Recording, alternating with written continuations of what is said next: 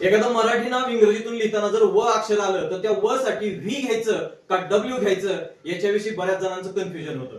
फळ्यावरती मी काही शब्द लिहिलेत. विनय लिहिलंय, विनयची सुरुवात व्ही न होते.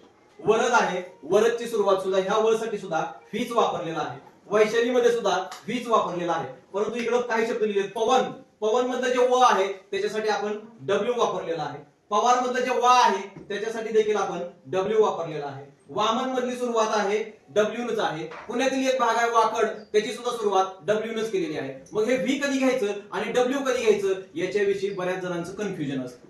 तर व्ही कधी घ्यायचं बघा, जर व म्हणत असताना, व चा उच्चार करत असताना तुमची जीभ जर खालच्या दातांना लागली, आता बघा विनय, वी वी वी, वरच्या ओठ खाली थडकतोय, थोडक्यात आपला ओठ चावला जातोय किंवा जीभ आपली दाताला थडकते, तेव्हा व्ही घ्यायचं.